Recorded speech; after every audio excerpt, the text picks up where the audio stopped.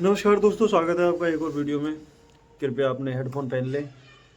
आपको पता है सबसे चर्चित हत्याकांड इस समय का और उत्तराखंड का अंकिता भंडारी हत्याकांड, जिसने पूरे देश को हिलाकर रख दिया। और उसकी आज भी लोग प्रोटेस्ट कर रहे हैं और गिरफ्तारी की मांग कर रहे हैं। जिस बड़े नाम नेता का नाम निकल कर आया है, उसकी वाइफ की ऑडियो भी रिलीज हुई है। मगर इस गंदी राजनीति, इस गंदी पॉलिटिक्स ने उसको बचा कर रखा है, अभी तक नहीं पकड़ा गया है। अन्य जो जितनी भी पार्टियां हैं, कोई भी प्रोटेस्ट नहीं कर रही हैं, क्योंकि सबको पता है कि राजनीति एक जैसी, सारे चचेरे मौसेरे भाई हैं, किसी को कोई मतलब नहीं है।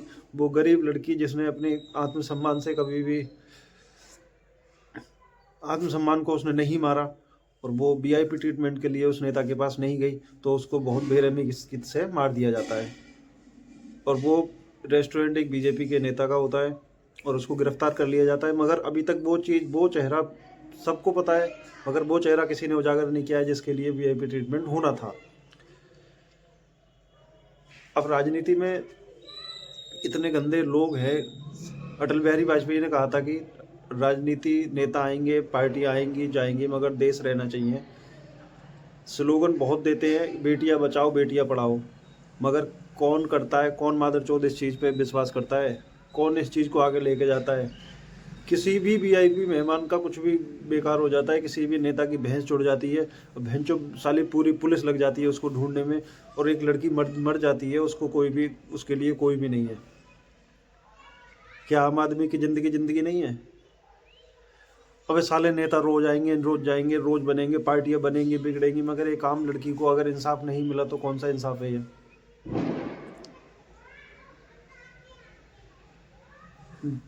पार्टियों से ऊपर देश है, देश से बड़ी ये लड़कियां हैं। हम अपने देश में लड़कियों को देवी के रूप में मानते हैं और देवी के रूप में पूजते हैं, मगर सारी चीज़ें, अपनी सारी संस्कृति हम भूलते जा रहे हैं। क्यों? क्योंकि हम पार्टियों को और पार्टी को सबसे आगे ऊपर रखते हैं, देश से भी ऊपर रख रहे हैं। क्या वो लड़कियों का हक नहीं है? क्या मिडिल क्लास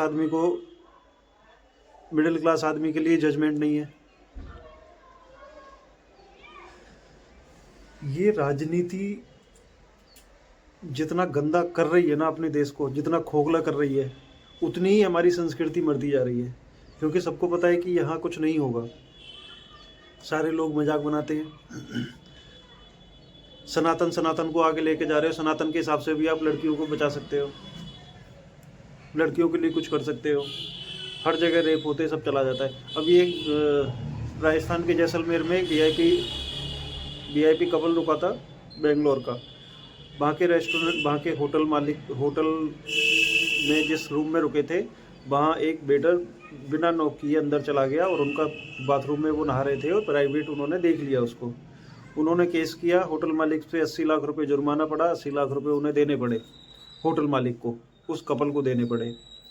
वो वीआईपी के लिए ट्रीटमेंट है, वो वीआईपी के लिए जजमेंट है, वो वीआईपी के लिए केस की सुनवाई है, मगर यहाँ आम आदमी की कोई नहीं सुनता। क्या उस लड़की को अधिकार नहीं है? क्या उस लड़की के लिए कोई जजमेंट है? मेरा हाथ जोड़ के गुजारिश है देश की सरकार से, कृपया इस चीज़ पे आके खोले। अगर आप जजमेंट करोगे अच्छा, तो आपके लिए और ज़्यादा अच्छा मिलेगा। अच्छी लोग आएंगे आपके साथ जुड़ने, और आप इन गंदे लोगों का साथ दोगे तो कोई नहीं आएगा।